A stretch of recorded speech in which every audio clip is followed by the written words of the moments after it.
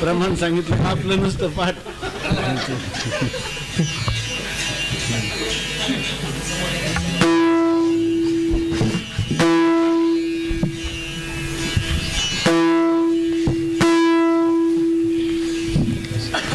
राम शब्द करा. बरं बरं. कृष्ण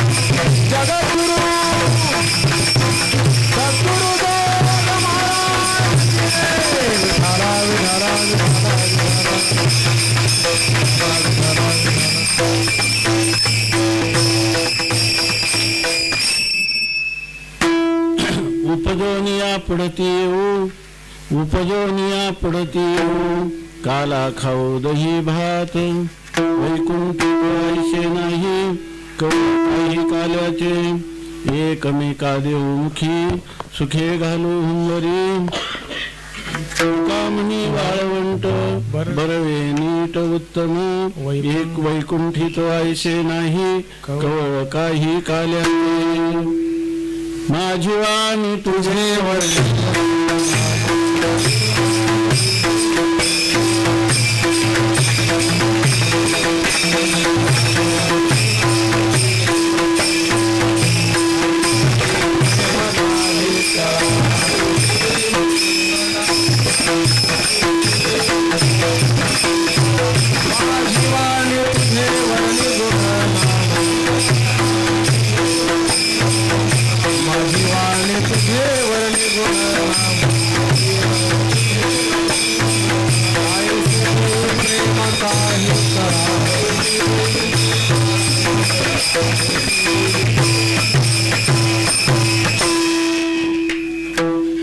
उपजोनिया पडती काला खाऊ दही भात वैकुंठित ऐसे नाही कवळ काही काल्याचे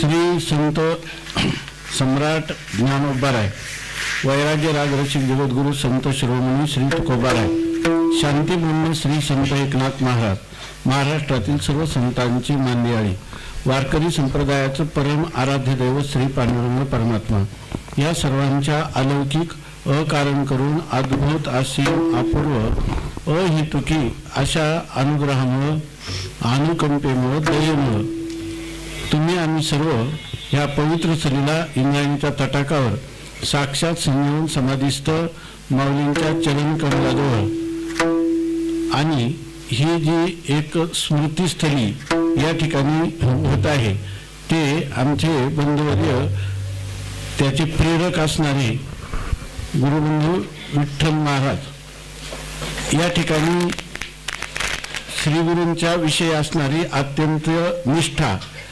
त्यामुळं त्यांनी या ठिकाणी ही स्मृतीस्थली सद्गुरू संत परमहंस शंकर बाबा यांचं एक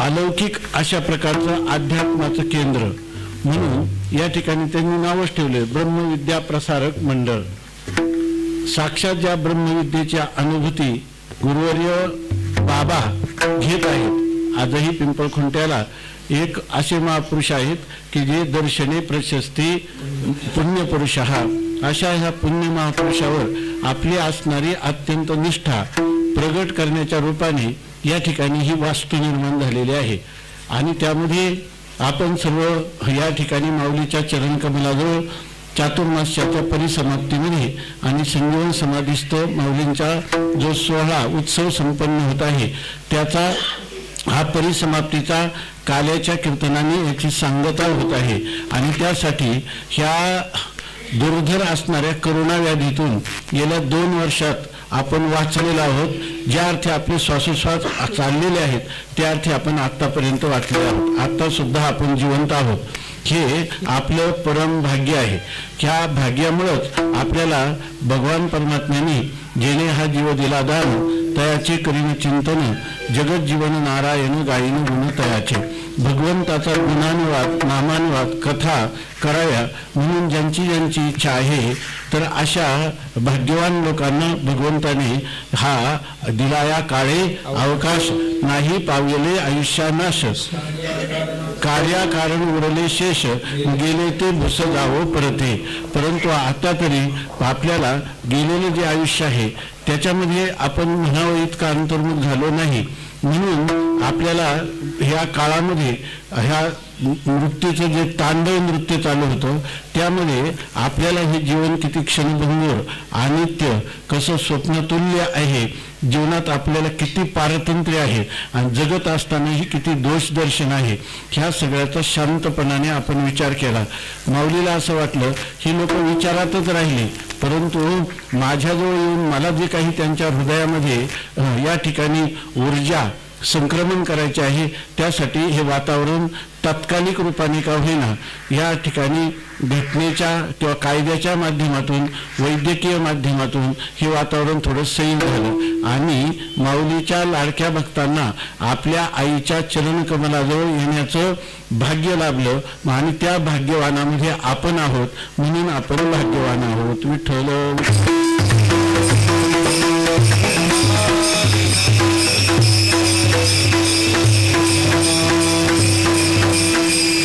या ठिकाणी आज ह्या काल्याच्या कीर्तनाची सेवा या ठिकाणी गुरुवर्य विठ्ठल महाराजांनी सांगितली. आता ते म्हणजे जसं हनुमानाची गदा आहे त्याच्यापेक्षाही अवघड गोष्ट विठ्ठल महाराजांची आज्ञा आहे. त्याचं कारण असं आहे की आपण विठोबा रुक्माई भजन केलं साहेब काय आपल्याला मदत करतील, पण रुक्मिणी विरहित जे विठोबाचं भजन आहे तर ते आपल्या कामाला येईल, त्यामुळे त्यांचीच आज्ञा पाळावी लागते. विठ्ठल.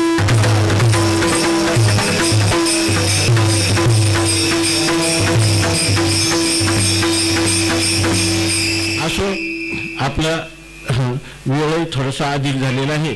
नियोजित अल्पावधीत केवळ ज्ञानोबारायांच्या चरणी ही शब्दरूपी सुमन समर्पित करायची, त्या सेवेसाठी आपण घेतलेला अभंग तो जगद्गुरु संत शिरोमणी तुकोबारायांचा अभंग असून तो काला या प्रकरणातील आहे. विठ्ठल.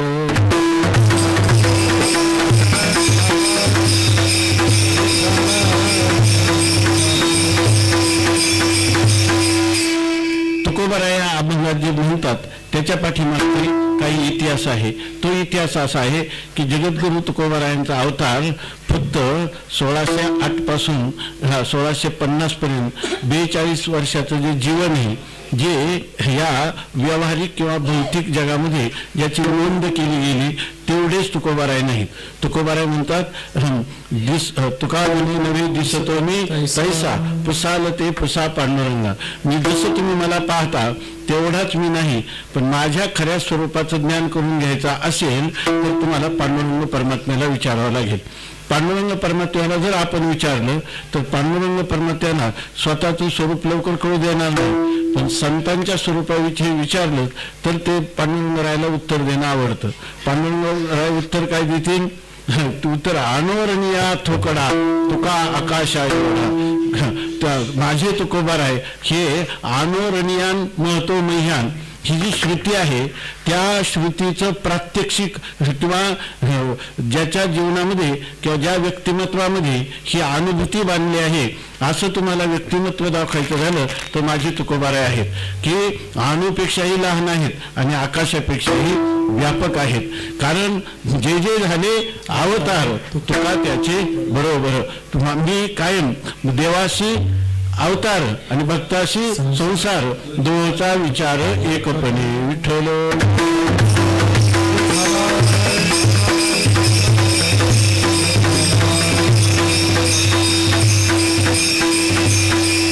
गोपाळांच्या रूपाने जगद्गुरु तुकोबारायांनी भगवंताच्या बरोबर ज्या लीला त्या पाहिल्या, त्यांच्या सहित त्या लीलेतले सवंगडी झाले. त्यामुळं तुकोबारायांनी कृष्णावतारामध्ये भगवंतांनी केलेल्या ज्या लीला त्या लीलाचे केवळ साक्षी नव्हते तर त्याचे ते स्वतः त्याच्यामध्ये भाग घेणारे भागीदार होते. विठ्ठल.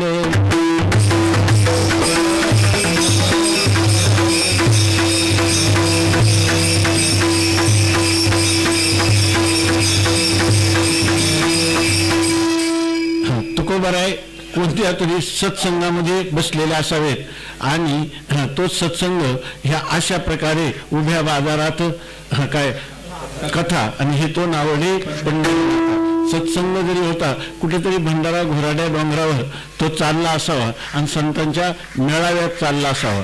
आणि अशा वेळेला जगद्गुरु तुकोबारायांना जे काही सगळ्या संतांनी जी अनुभूती घेतली, परमात्म्याचा जो अनुभव साक्षात्कार रूप अनुभव घेतला, त्यासाठी त्या अनुभवाचं जर आपण विवेचन करू लागलो, त्याचा जर आढावा घेऊ लागलो, आत्मपरीक्षण केलं तर असं होतं की ह्या मनुष्य देहामध्ये आपण आलो अगोदर आपण अभंग घेणार होतो. सहज आजी नवल मी आले येणे राणी. सहजच हा मनुष्य जन्म झाला, पण भेटी अवचिती नंदाची कहाणी. लोक सांगत होते की देव साक्षात्कार काही एवढा सोपा नाही, परंतु आम्हाला मात्र काय गोवी सांगती सकळही जेणे. पण आमचं भाग्य असं होतं का होते संचिता आणि त्याने आमच्या सगळ्या भाग्याचा उदय केला आणि त्या परमात्म्याच्या उरावरी भेट झाली. त्या परमात्म्याशी आम्हाला समोरासमोर एक सुख संवाद करता आला आणि तो सज्जनांच्या मानवित करता आला. त्यामुळं प्राप्त झालेलं जे अविनाशी सुख आहे ते सुख आता कधीही संपणार नाही. अथांग आनंदाचा सागर आहे, दुःख विवर्जित असं केवळ सोनीव सुख जे आहे, जे सुख ज्या सुखाला ब्रह्मसुख सुद्धा ज्याच्या पुढे तुच्छ वाटेल, अशा प्रकारचं भक्तिप्रेमाचं आनंद जो आहे त्या आनंदाने सहित अशा प्रकारचे जी जीवनमुक्त अवस्था आहे ते आम्हाला भोगायला मिळाली. आणि म्हणून या ठिकाणी त्या संतांच्या मेळाव्यात त्यांना विचारतात, खरं सांगा बरं तुम्ही, आपण सहज आलो याच्यामध्ये भगवंताची भेट झाली, ती भेट आपल्या प्रयत्नाने झाली नाही, त्यानेच घडवून आणली. ते सांगतात ना, गेले होऊन नचले आता काही. बरं, त्या परमात्म्याने भेट झाली, त्याच्या कृपेने झाली, आपल्या प्रयत्नाने नाही. कारण परमात्मा हा प्रयत्न साध्य नसून तो कृपा साध्य आहे. परंतु त्याची जेव्हा आपल्याला भेट झाली तेव्हा काय झालं, भेटी अवचिती नंदाच्या गाणी गोवी सांगती सकळही जेणे. पण होते संचित आणि येले तेने. आता गेले होऊन नचले आता काही, साध घालिता जवळी दुजे नाही. अंगी जडला मग उरले ते काही, आता राखिता गुमान भुले बाई. त्या परमात्म्याने आपल्याला अशा प्रकारची भेट दिली की तो परमात्मा हा नंदाचा नंदन आहे. त्यामुळं मूलभूत असणारा आनंदाचा कंद जेव्हा तुमच्या आमच्या सर्वांच्या हृदयामध्ये अभिव्यक्त झाला तेव्हा तो आनंद अनंत गुणित अशा प्रकारचा झाला. आणि तो आनंद आज आपण या ठिकाणी सगळे भोगत आहोत. त्यावेळेला भगवान कृष्ण रूपात होते, आपण गोपाळ रूपात होतो. आता भगवान पांडुरंग रूपात आहे, आपण सर्व वारकरी रूपात आहोत. विठ्ठल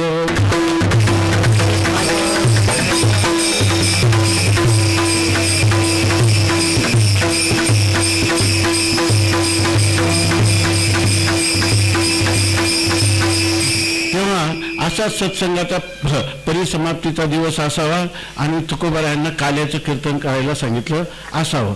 आणि त्यावेळेला तुकोबाराय श्रोत्यांबरोबर जो कीर्तनातून संवाद करतात त्या संवादामध्ये असं तुकोबाराय वर्णन करतात, खरं सांगा हे वैष्णव जन हो, की आपल्याला सत्संगात सत्शास्त्राचं श्रवण मनन करत असताना जो आनंद उत्तरोत्तर वृद्धिंगत होणारा जो अभिव्यक्त आनंदाचा आपण भोग घेतला आणि भोग घेत असताना त्याचं जे मूळ अधिष्ठान केवळ अद्वैतात्म स्वरूप त्याला न विसरता कल्पित द्वैत आणि वास्तव अद्वैत ह्या सिद्धांतावर आधारित हे वेदाचं मनोगत असणारं त्या वेदांताच्या मनोगताचा अनुसरण करून कल्पितम द्वैतम भक्त्यर्थम कल्पितम द्वैतम अद्वैतादपि सुंदरम असा जो आपण आता सध्या या काळामध्ये या नाही या आनंदाशी जोडा सांगता गोष्टी लागती गोडा आलाशी आकारा आमच्या चाडा तुका म्हणे भिडा भक्तीच्या.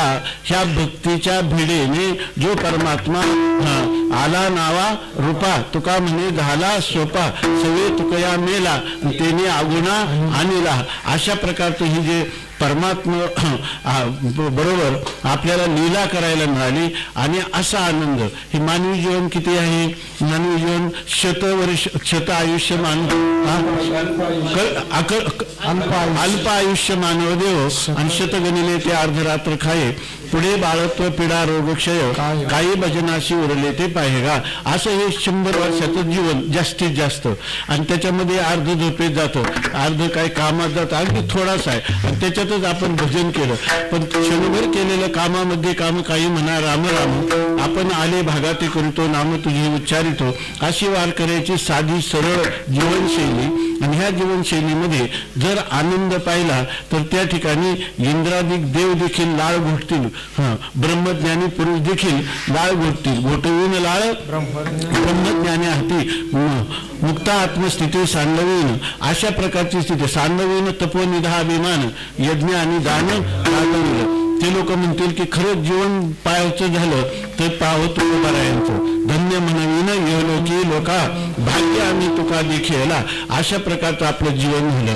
तेव्हा तुकोबाराय आपल्या सवंगड्यांना, वारकरी सवंगड्यांना विचारतात एवढं आपल्याला आयुष्य आहे, त्याच्यापेक्षा देवादिकांना त्याच्यातही एकापेक्षा एकाला किती मोठा काळ आहे की या ठिकाणी ब्रह्मदेवाच्या एका दिवसात 14 इंद्र होऊन जातात. त्या ब्रह्मदेवाचं आयुष्य किती.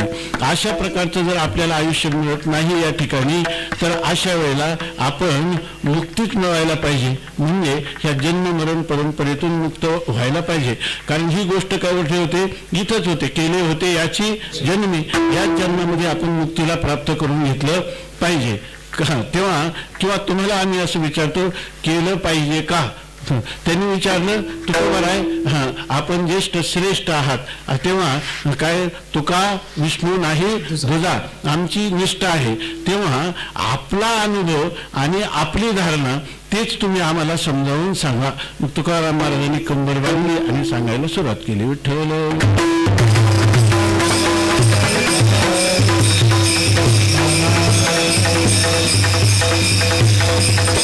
तुकोबाराय म्हणतात खरं सांगू का गड्यानं, अगदी खऱ्यातलं खरं सांगू का. माझं मत असं आहे की आपल्याला किती जन्म झालं तरी चालेल, पण हा जो काल्याचा आनंद आहे हा काल्याचा आनंद मिळावा अशीच माझी धारणा आहे आणि हीच माझी देवाकडे प्रार्थना आहे. हे अभंगाच्या प्रथम चरणाचं.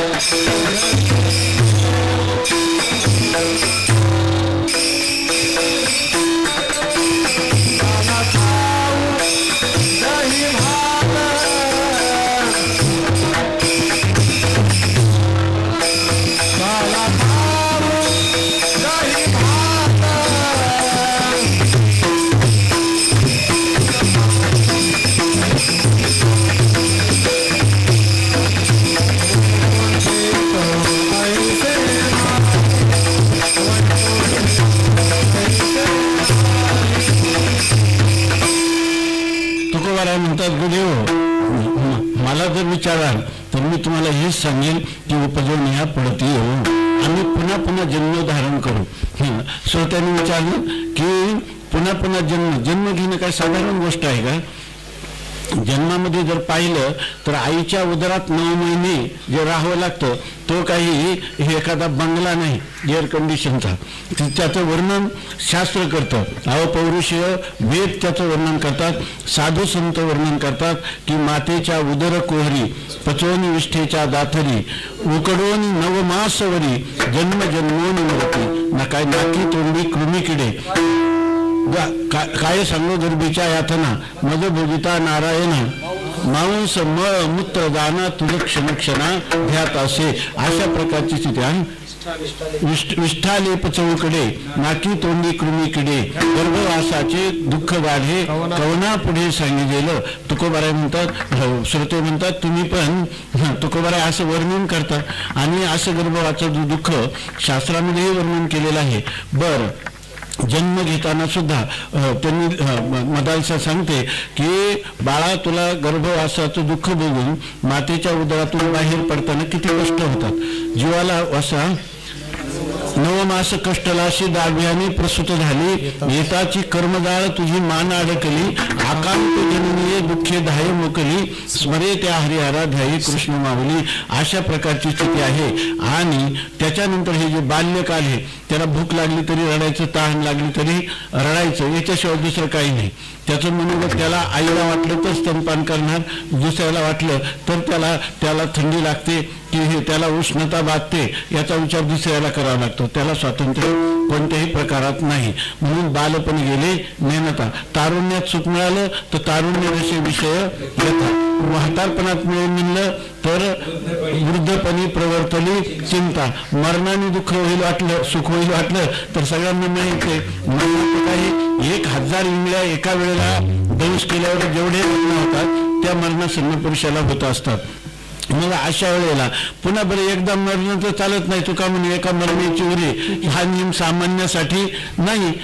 पुनरपी जननम पुनरपी मरणम पुनरपी जननी जठरे शेन. किती वेळा जन्मा यावे नित्य व्हावे फजित. मनवनी जीव भ्याला शरीराला विठोशी अशी त्याची स्थिती आहे. तेव्हा तुकोबाराय तुम्ही असा स्थिती असताना आम्ही खुशाल उपजून या पुढे ती येऊ म्हणतात. आम्ही परत परत येऊ असं म्हणतात. याचं काय म्हणणं आहे? तुकाराम महाराज म्हणतात तुम्हाला हा एवढंच चरण दिसलं, मी दुसरं एक चरण लिहिलेलं आहे. गर्भवासी दुःख नाही येता जाता असता नाम तुझे. ज्या ठिकाणी गर्भवासामध्ये दुःख कोणाला होतं? ज्यांनी कधी भगवत भजन केलेलं नाही. आणि जो पुरुष भगवत भजन करत असतो त्यांनी जरी तो आनंदाने स्वीकार केला, तुका म्हणे गर्भवासी सुख घालावे सुखे घालावे आम्हाशी. त्याच्यासाठी गुणगायीनं आवडी हेच माझी सर्व जोडी. असं जर कोणाची धारणा असेल त्याला गर्भवासात दुःख होत नाही. तेव्हा घेईन मी जन्म यादसाठी देवा तुझी चरण सेवा साधावया. हरिनाम कीर्तन संतांचे पूजन घालीन लोटांगण महाद्वार. यासाठी जर जन्माची मागणी असेल तर भगवंताचं म्हणणं काय आहे? तया माझ्या सायुज्याची चाड तरी तेच पुरवी कोड आणि सेवा म्हणती तरी आड प्रेम असे. जर त्याला फक्त माझ्याशी ऐक्य पावायचं असेल तर मी त्याला ऐक्य देतो, एकरूप करून टाकतो, समरस करून टाकतो स्वरूपात. आणि त्याला जर कल्पित द्वैतात राहायचं असेल तर त्याला माझ्याविषयी त्याच्या अंतकरणात प्रेमाचं स्फुरण करतो. आणि हे प्रेम काय? अनिर्वचनीय असणारं प्रेम. आणि ह्या प्रेमाचा जो गरिमा आहे तो इतका आहे की हे मोक्षाचं सुख सुद्धा त्याच्यावरून वाळून टाकावं. आणि हे जे प्रेम आहे सर्व मिळेल पण भगवत प्रेम मिळत नाही. आणि ते प्रेम ह्या भक्ताला मिळत असल्यामुळं अशा प्रकारच्या ज्ञानोत्तर प्रेम लक्षणात्मक भक्तीचा ज्याच्या जीवनामध्ये विकास झालेला आहे असा जन्म जर आम्हाला मिळत असेल तर सुखे घालावे आम्हाशी. आणि मला तर असं वाटतं, आजच वाल्मिक महाराज आले होते, त्यांना म्हणलं खरं सांगा तुम्ही सगळ्या वेद वेदांत इतका लहानपणापासून केला तर तुम्हाला जन्माचं कोण असेल जन्माचं तुम्हाला काही भीती वाटते की नाही? किंवा आता ही जन्म मरण परंपरा खंडित व्हावी का असं वाटतं? काही असं असलं तर किती दिवस चालेल किंवा हे पाठ सांगायचे पुन्हा भजन करायचं आणि असाच काल आहे. आपण काय जो काळ आहे ज्ञान जो दिवस उगवला ज्ञानदेवे सार्थक केला.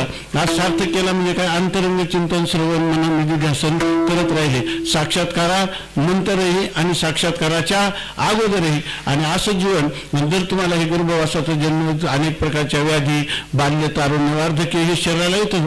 शरीराच्या गावा देहाची या गावा जया लागे आले ते पांडवा तो कार्यार्थ गावा सामान्य तो होऊ नये.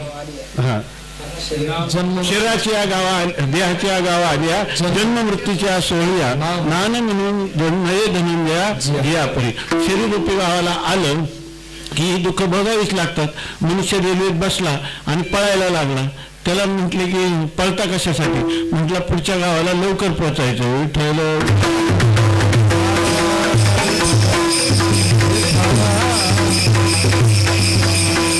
तसं आता गाडी जेव्हा पोहोचेल किती पळाला तरी तेव्हा पोहोचणार.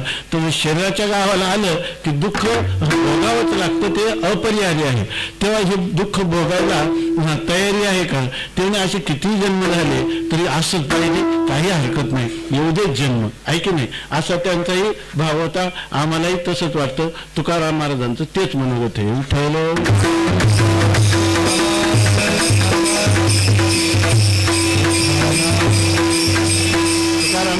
मोक्ष सुखा हनुलाता भय नाही जन्म घेता. मोक्ष सुखा हनुलाता तुका म्हणे सत्ता निकट करू सेवेची. मोक्ष पद तुच्छ केले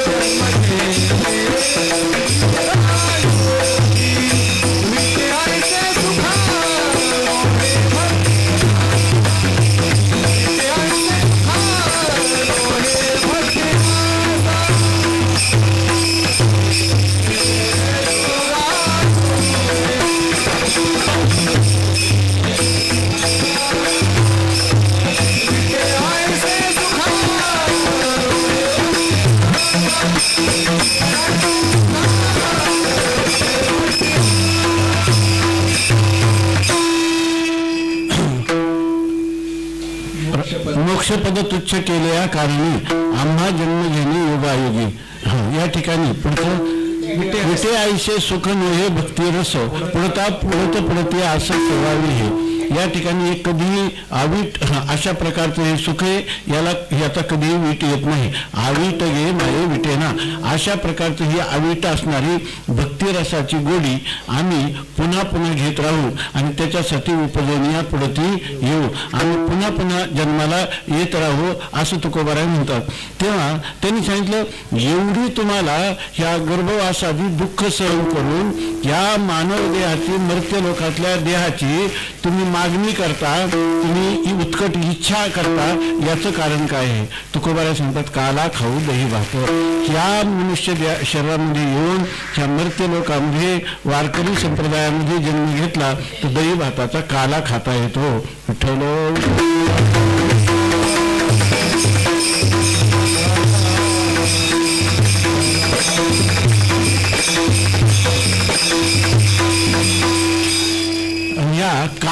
काला काय हे प्रकार? काला काय प्रकार आहे? तुकाराम महाराजांनी सांगून ठेवलं. तुका म्हणजे काला कोठे अभेद देखिला. ज्या ठिकाणी जे काही जीव ब्रह्मैक्य ज्ञान आहे त्याची प्राप्ती होते. या ठिकाणी येची देही याची डोळा भोगू मुक्तीचा सोहळा अशा प्रकारचं जीव आणि ब्रह्माचं ऐक्य हाच खरा काला आहे. हे तात्विकदृष्ट्या तुकोबारायांनी स्वतः सांगितलेलं आहे. तेव्हा ते म्हणतात तुका म्हणजे काला. पुढे काय म्हणतात की उपजनिया पुढती येऊ काला खाऊ दे भात.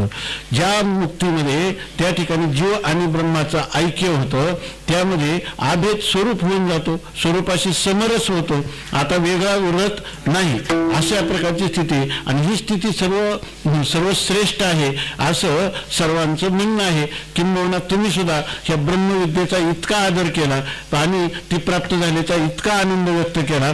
तत्वमसी विद्या ब्रह्मानंदी सांग त्याची झाला अंगे तुका आता असं तुम्ही सांगता. मग अशा वेळेला उपजनिया पुढती येऊ आणि ह्या काल्याचा जो आनंद आहे तो काल्याचा आनंद म्हणजे समरसतेचा आनंद आहे.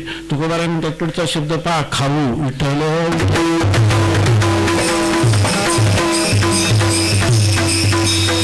खाण्यासाठी त्रिपुटी लागते आहे की नाही? होऊ नाही म्हणत खाऊ म्हणतात. त्याचाच अर्थ असा आहे की त्या त्रिपुटी वाचून तो काही खाता येत नाही. तिथं कोणीतरी एक भोगता पाहिजे, एक भोज्य पाहिजे आणि मध्ये भोजन पाहिजे. तेव्हा भोज्य भोजन भोगता ह्या त्रिपुटी असली तरच खाता येईल. परंतु तुकाराम महाराज म्हणतात आमचे खरे भगवत भक्त हे जे सवंगडी ते इतके सावध आहेत, नसले तर सावध व्हा. पण म्हणतात असे त्रिपुटी पाहिजे, परंतु तुम्ही जे भेटा त्रिपुटी सत्य असली तर मग तुम्हाला भिण्याचं कारण आहे. पण त्रिपुटी मिथ्या असली तर तुम्हाला जीवनमुक्तीचा विलक्षण सुखासाठी हा काला भक्षण करता येतो. जीवनमुक्तीचा विलक्षण आनंदाचा भोग होतो. म्हणून या ठिकाणी ब्रह्मरूप होणं शिवो भूतवा आणि शिवन यज येतो.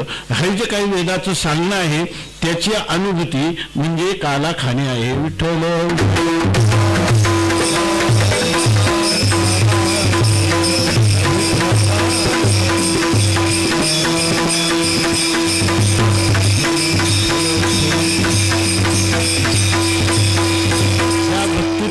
जो काला आहे त्या काल्याचं आम्ही सेवन करू आणि त्याला अधिष्ठान ज्ञानाचंच आहे. ते ज्ञानोत्तर प्रेम लक्षणात्मक भक्ती जी वारकरी संप्रदायाची परम निष्ठेची गोष्ट आहे, अपूर्व गोष्ट जी संपूर्ण अध्यात्म विश्वाला देणारे हे संत महात्मे जे आहेत ते या ठिकाणी म्हणतात की काला खाऊ. या ठिकाणी जीवनमुक्तीचं विलक्षण सुखाचा भोग आम्ही या ठिकाणी घेऊ. परंतु आणखी एक गोष्ट सांगतात काला कशाचा खाणार? काला तर अनेक गोष्टीचं मिश्रण होऊ शकतं, पण या ठिकाणी दोनच गोष्टी विकृत जीव आणि शिव ज्या ऐक्य सांगितलं तसं या वेळेला काला कोणता खायचा तर दही आणि भाताचा काला खावा असं सांगतं. ते अण्णा चांगले अण्णा सांगायचे दही भातच का सांगितलं या ठिकाणी? दही हे श्वेत वर्णाचं आहे आणि भात सुद्धा काय आहे? श्वेत वर्णाचा आहे, धवल वर्णाचा आहे. आणि यांचा काला जो आहे तो का बघा काही काही वस्तू असतात त्या जर पाहिल्या तरी मनुष्याला त्याच्याविषयी बिभत्सा निर्माण होते. की या ठिकाणी हे पदार्थ घाणेरडा आहे. आपण रस्त्याने जा, दिल्लीच्या रस्त्याने, आणि तिथं काही काही दुकानं असतात, इथे हे मिळेल किंवा टांगलेलं असतं, तर आपण लई खाली पाहतो आणि जातो. ते पदार्थ पाहायला सुद्धा वाटत नाही, आहे की नाही. त्याच्या व्यतिरिक्त जर फळाची दुकानं असले तर आपल्याला वाटतं की पाहावं कोणकोणती आहे की नाही, एवढं तरी पाहावं वाटतं. तर या तसं या ठिकाणी काला म्हणजे हा दही भाताचा काला आहे, दोन्ही शुभ्र आहेत. ते चांगले अण्णा सांगायचे आणि स्वामी महाराज विनोदाने म्हणायचे की साधू, बरोबर, साधू से साधू मिले, जर संताला संत भेटला तर बडे आनंद की लुट, तुम्हाला आनंद लुटायला मिळेल. आणि साधूला जर असाधू मिळाला तर बडा माथा कुठून ठेवलं.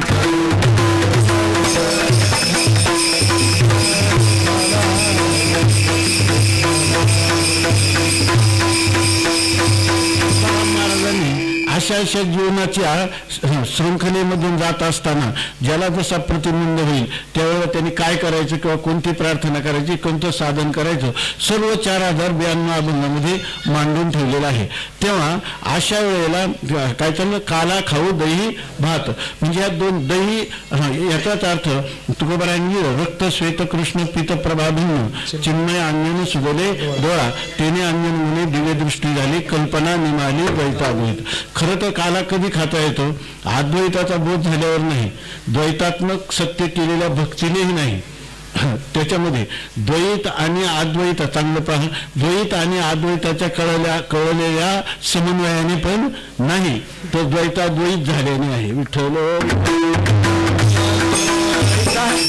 द्वैतातीत झाल्याने आहे, तोच खरा काला आहे. विठ्ठल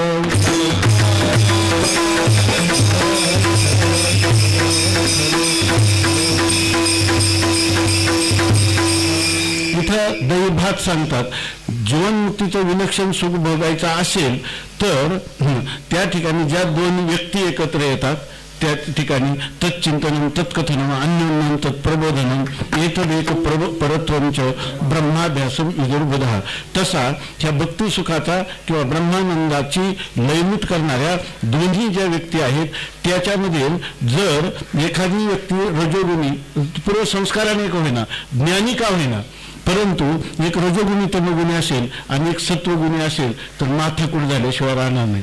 कारण आपण गेलो कुठं, मिरच्याच्या बाजारात गेलो आणि सांगितलं किती मिरच्या तिखट असू द्या, कसे असू द्या, शिंक मुळीच येणार नाही. मिरच्याच्या बाजारात गेला आणि ठसका लागला नाही असं कधी होणार नाही. ज्ञानी असो किंवा अज्ञानी असो, दोघांनाही सत्वगुणाची आवश्यकता आहे. त्यांना मार्गक्रमण करीत असताना पुढचा मार्ग सुकर होण्यासाठी सुद्धा झडलेले रजोगुण आणि तमोगुण आणि उत्कर्षाला पावलेला सत्वगुण, ज्ञानी पुरुषाला देखील त्याला देखील युक्त आहार विहारस्य, त्याला देखील जे, कारण काय, सत्वं संजायते ज्ञान, म्हणून या ठिकाणी सत्वगुणाचा प्रकर्ष आहे. आणि सत्वात संजायते ज्ञान, या ठिकाणी सत्वगुणातच ज्ञान आणि आनंद होत असतात. आणि तुम्हाला जर आनंदाचा बोध घ्यायचा असेल, जरी सत्वगुण मिथ्या असला, तो मिथ्या असला तरी त्याचा स्वीकार केला तर सत्स्वरूप असणारा परमात्मा, चित्स्वरूप असणारा, आनंद स्वरूप असणारा परमात्मा आपल्याला तळ हाताच्या आवळ्या इतका स्पष्ट होतो. विठ्ठल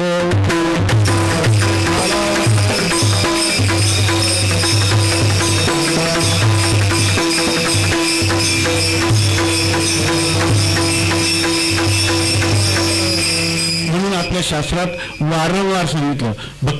भक्तिशास्त्राचा नारद मुनी स्पष्ट सांगतात, दुःसंग हा सर्वथैव त्याज्य, हा दुःसंग हा पूर्णपणे त्याज्य करायचा आणि काय करायची, सत्संगती धरायची. विठ्ठल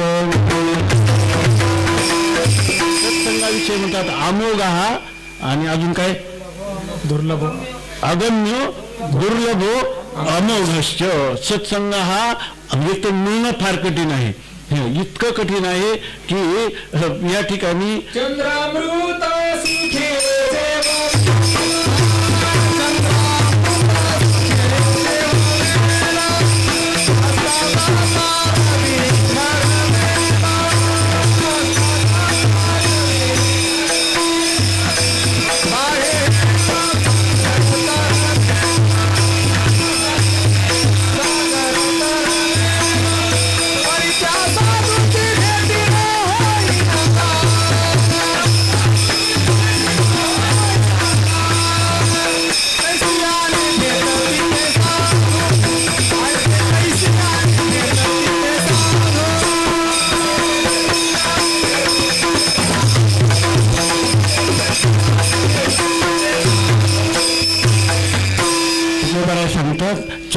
अमृत सुखे शिवविल.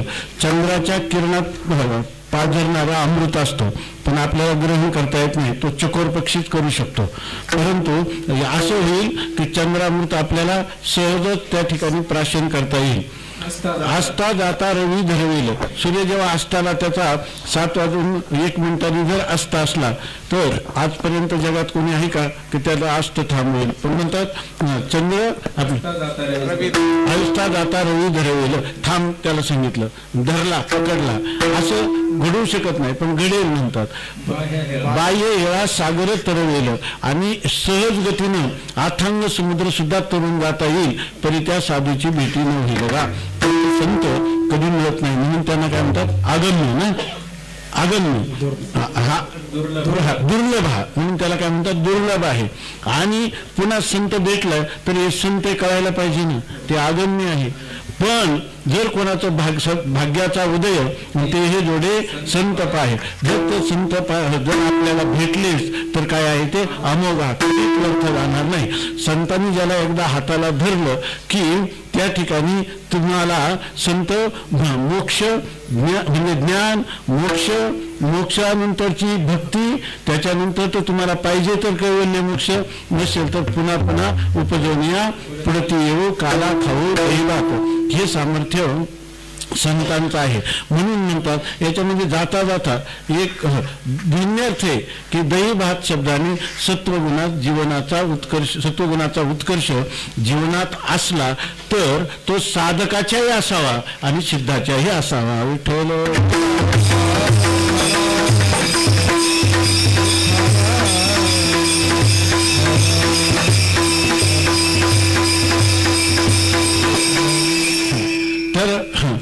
तुकोबारायांनी विचारलं की तुम्ही सांगता हे बरोबर आहे की या ठिकाणी काला खाऊ दही भात, पण काला जर करायचा झाला तर ह्या मर्त्य लोकात राहायचं म्हणजे हे रस रक्त मांस मेद हे सप्तधातूंनी त्रिदोषांनी 3 प्रकारच्या मलांनी बनलेलं हे दुःखाचं कोठार, रोगाचं भांडार, दुर्गंधीची थार, अपवित्र असं जे शरीर आहे ह्या शरीरात राहून भजन करण्यापेक्षा जर मनुष्याला वैकुंठामध्ये जर राहायला मिळालं तर तिथं सगळी सोय आहे, स्वर्गामध्ये सगळी सोय आहे. तेव्हा तिथं शरीरात आयुष्य किती, अमृतपान करायला कल्पवृक्षाच्या बागा त्या ठिकाणी आहे, चिंतामणीचे सडका केलेले आहेत. मग तिथे जाऊन आपण काला सेवन करू. तुकाराम महाराज म्हणजे बरे झाले तुम्ही आत्ताच विचारलं, काही भ्रमात राहिले असता जर वैकुंठात हा काला मिळत नसतो. तिथं फक्त ह्या देवाला वाटतं की हा माझ्यापेक्षा मोठा आहे, याचं आयुष्य जास्त. अमृत सगळे पित असतात पण त्या अमृताची तऱ्हा अशी आहे ते अमृत म्हणजे अनेकांनी सेवन केलेलं शिळ असा पदार्थ आहे. दुसरी गोष्ट ते अमृत पिऊन जे अमर होतात ना, ते अमर म्हणजे कोणी समजा इंद्र, पण त्या इंद्राला जाऊन विचारतो तर काय उपयोग आहे कुठपर्यंत, पुण्य संपे पर्यंत. बरं इथे असताना आम्ही जरी गेलो तरी ह्या ब्रह्मदेवाच्या एका दिवसात 14 जण होतो, देहाचे पुरंदर 14 जाती. त्यामुळे असं आहे पुन्हा जेव्हा दिवस जवळ येत जातात पुण्य संपण्याचे त्यावेळेला ते भोग पण गोड वाटत नाही, अशी ती स्थिती आहे. म्हणून आम्हाला इथं मृत्यूलोकामधला आनंद हा वैकुंठामध्ये मिळत नाही. तुकोबाराय सांगतात दुसऱ्या वैकुंठी तो ऐसे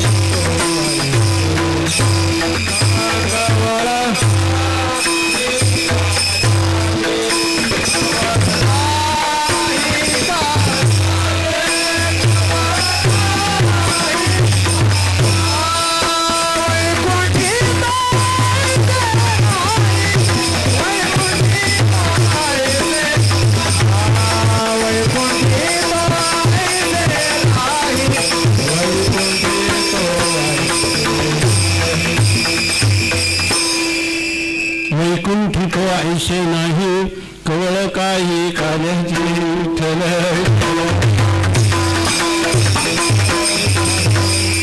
दुरुस्त करता नाही आलं तर चुकलं हे कळायला लागलं विठ्ठल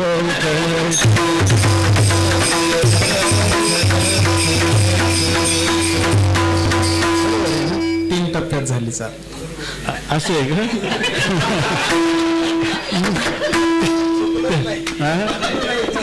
तीन टप्प्यातच चाललं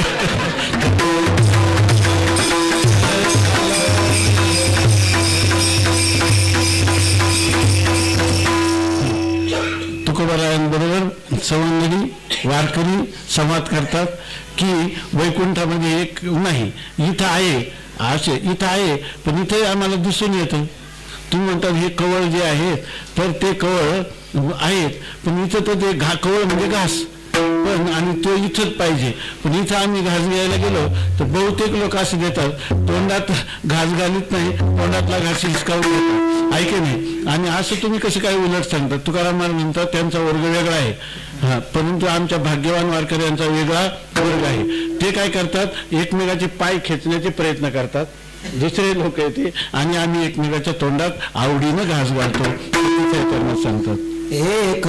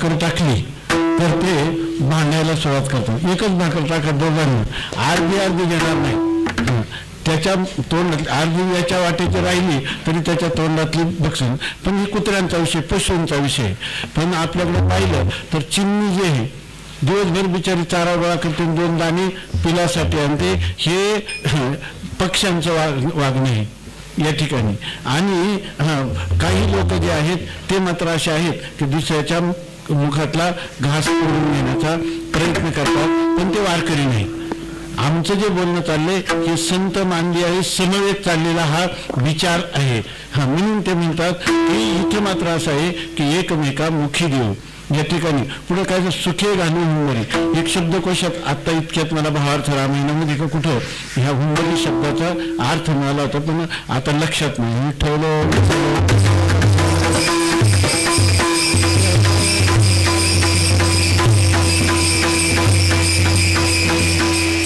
ऐकलेला एक अर्थ काय मी लक्षात बसलेला तो सांगतो हुंबरी नावाचा असा खेळ आहे की तो एक खेळ आहे तर याच्यामध्ये सुखे घालू हुंबरी याचा अर्थ दुसरा जो समोरचा आहे त्याला खूप आनंद मिळावा त्याला त्याचं पोट भरावं म्हणून एक जण त्याच्या तोंडातच घालतो तो त्याचं तोंड भरलं आता पण त्याला काही चरवण करण्यासाठी जागा पोकळी अवकाश पाहिजे ना तो आता ते म्हणतो हा म्हणतो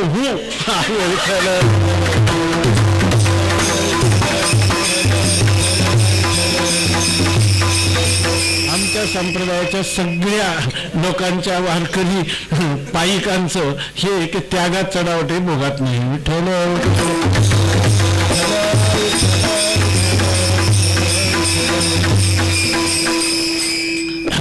अशा प्रकारचे तुकोबाराय म्हणतात ह्या काल्याचं सुख आम्हाला भोगता येतं काय एकमेका देऊ मुखी आणि इथं काय एकमेका व्हावे एकमेका करू साह्य आणि सुखे धरू सुख तुम्ही आम्ही खेळी मिळी गदारोळी आनंदे अशा स्वल्प वाटे चला जाऊ वाचे गाऊ विठ्ठल सर्वांनी आनंद घ्यायचा कोणाला आनंद कामा नाही हे असं एकच परमात्मा सुख आहे का जितकं दुसऱ्याला दिलं तितकं ते वाढतं आणि जितकं भोगलं तेवढं पण वाढतच राहतो आणि ते अनंत पडतं. कारण बाकीची सुख आहे तुमच्याजवळून जर आपण पैसे घेतले तर तुमचे कमी होणार, माझ्याजवळ येणार.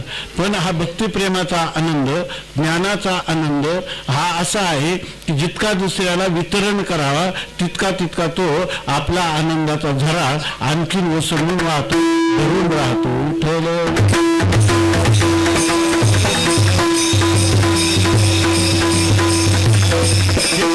जोडिले हे नसरे घन अविनाशी आनंद घन अमूर्त मृत्यू मधुसूदन समचरणी देखील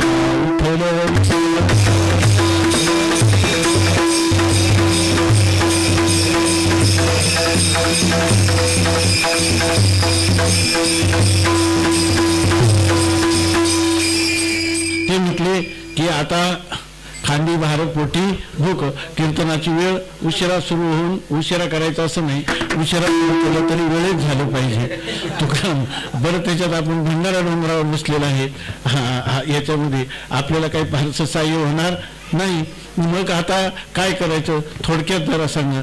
मग तुकाराम महाराज 4थ्या चरणामध्ये सांगतात. तुका म्हणी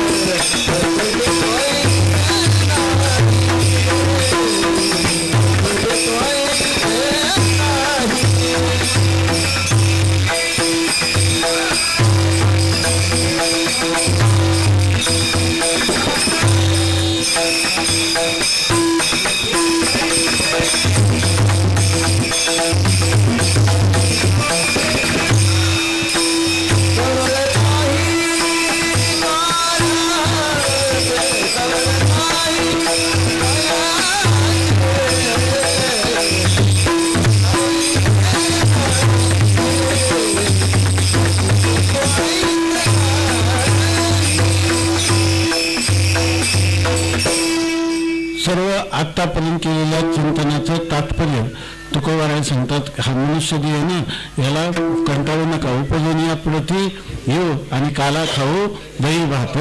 याचं कारण सांगत असताना तुकोबाराय म्हणतात की हा मनुष्य देहाचं जर वर्णन करायचं झालं तर परंतु या मनुष्य देहामधलंही एक विशिष्ट शरीर आहे. मात्र ते विशिष्ट शरीर कोणतं हे सांगतात. तुका म्हणे वाळवंत बरवे नीट उत्तम. काला ज्या वाळवंटात होतो संतांनी एकत्र येऊन केलेला काला, तर त्या काल्याप्रमाणे त्या वाळवंटात होणारा काला त्याचप्रमाणे ह्या शरीर भावाला प्राप्त झाल्यानंतरही होणारा काला आहे. आणि तो काला जो आहे म्हणजे ते जे काला ज्या ठिकाणी संपन्न होतो ते आहे मनुष्य शरीर. पहा तर याच्यामध्ये सांगतात की हे काल्याचं स्थान जे आहे तर तुका म्हणे वाळवंट, ते जे वाळवंट आहे ते बरवा आहे, नीट आहे आणि उत्तम आहे. तर याचा अर्थ काय झाला?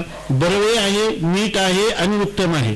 बरव म्हणजे नीट, नीट म्हणजे उत्तम काय असं आपल्याला वाटतं, पण 3 शब्द ज्या अर्थी योजलेले आहेत तर त्याच्यामध्ये ते बरव म्हणजे मनुष्य जन्माला आलं आणि निष्काम कर्म केलं तर ते बरव आहे. ते चित्तशुद्धीला देणार आहे पण ब्रह्मज्ञान करून देणार नाही. जर तुम्ही त्या ठिकाणी तेच कर्म ईश्वरार्पण केलं आणि भावपूर्वक केलं तर तुम्हाला या परमात्म्याचं सगुण दर्शन होईल. त्यामुळं आणि ते दर्शन परमात्म्याचं झालं की ते तुम्हाला पुढं नीट मोक्ष सुखाकडे नेणार आहे. कारण परमात्मा जो आहे तो माझा जो भक्त आहे त्या भक्ताला तो मुक्त केल्याशिवाय सोडत नाही. म्हणून या जन्मामध्ये भक्ती लाभली का जीवन आपलं नीट आहे म्हणतात ना लोक, यांचं नीट आहे, यांचं बरं आहे असं म्हणतात. पण उत्तम कोणी म्हणत नाही. पण तिसरं आहे उत्तम, जे ब्रह्मज्ञान प्राप्त करेल त्याचं जीवन उत्तम आहे. तुम्ही म्हणाल आतापर्यंत भक्तिप्रेमाचं वर्णन केलं आणि उत्तम तर ज्ञानच सांगितलं, आम्ही भक्ती काय सांगितली नाही, तिचं वर्णनच करता येत नाही, ती उत्तमाची उत्तम आहे.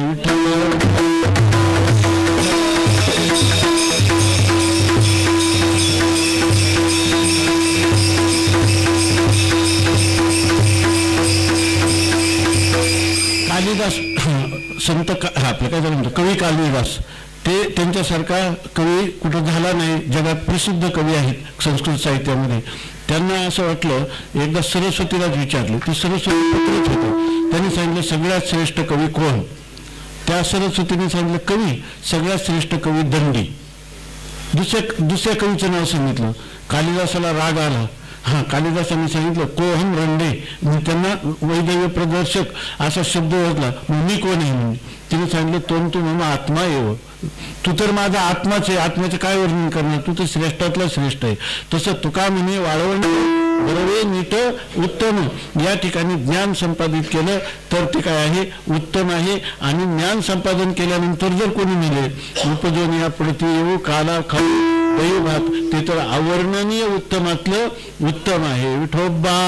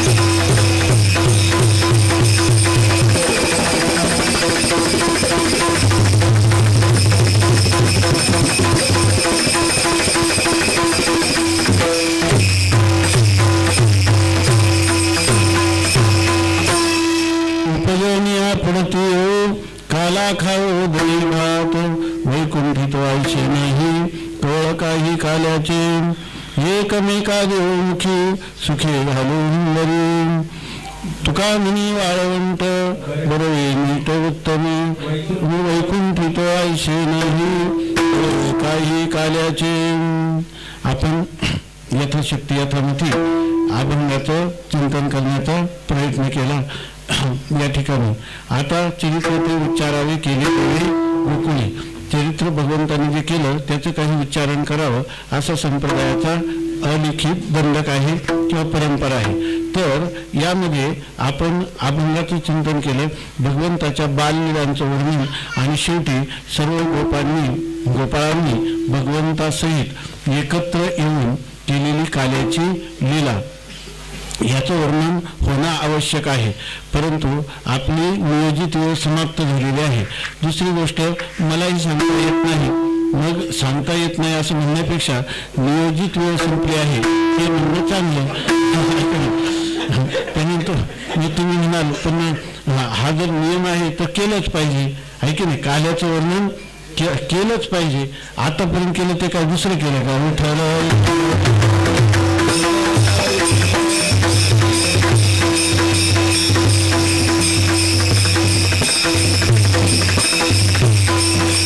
आतापर्यंत त्याच्या अंतरंगाचं चिंतन केलं, बहिरंगाचा आनंद पुढच्या वर्षी जगलो वाचलो तरी बघू ठेवलं.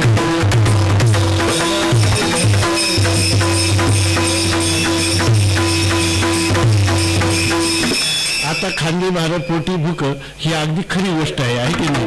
तुझा हा म्हणतात विठ्ठल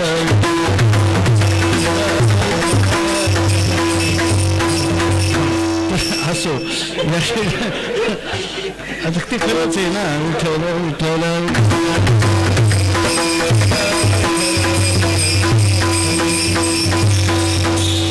असो. या ठिकाणी एक ह्या महाराष्ट्रातली मोठे सत्पुरुष जीवनमुक्त महात्मे जे असतात ते काही सर्वांना ज्ञान होत नाही. त्यांचा बोध हा स्वसंवेद्य असतो. जरी आपण अनेक ग्रंथामध्ये जीवनमुक्तांची लक्षणे वर्णन केलेली असली आणि त्या नाथ महाराजांच्या भाषेत त्या लक्षणांची पोथी डोक्यावर घेऊन सगळ्या त्रैलोक्यात हिंडलं तरी हा जीवनमुक्त हे असं आपल्याला कळणार नाही.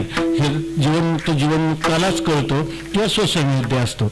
तसं या ठिकाणी परमहंस संत शंकर बाबाजी महाराज यांच्या पादुका या ठिकाणी ज्या आणण्यासाठी दिंडी सोहळा बंधुवर्य विठ्ठल महाराजांचं नियोजन असतं त्याप्रमाणे हे परिपूर्ण झालं. त्याच्यासाठी ही वास्तू एका आश्रमाच्या रूपाने साकार होत आहे.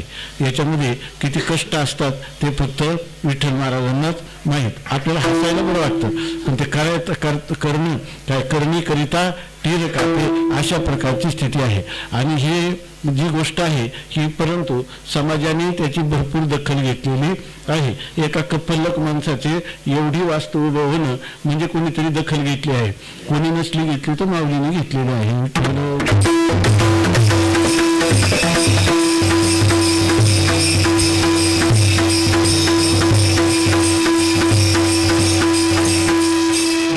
इतका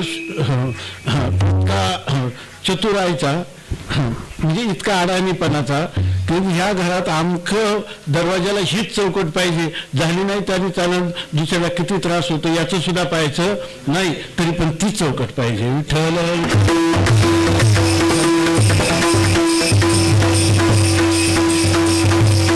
लोकांच्यामध्ये भगवत अंश आहे म्हणून तुका म्हणे तुम्ही उदार कृपाळ सांभाळले शृंगारी कौतुके. विठ्ठल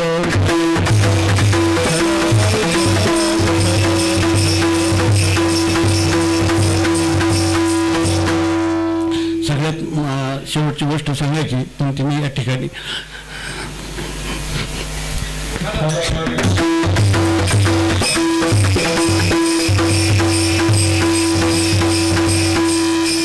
मी प्रत्येक कीर्तनात वारीचा सांगितलेलीच आहे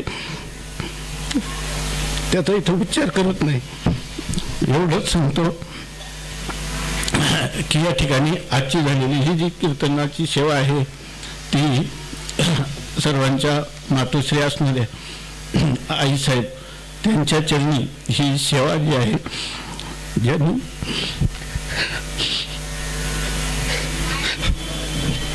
या कलिकाळामध्ये सुद्धा वार्धक्य अवस्थेमध्ये एका सामान्य समाजात जन्मून पातिव्रत्य धर्म निभावला आणि श्रीराम जयराम करीत देहाचा त्याग केला. अशा या माऊलीच्या चरणी आणि भगवान संत सम्राट माऊलीच्या चरणी ही सेवा आपण समर्पण करू. आता यानंतर कालेचा अभंग होईल आणि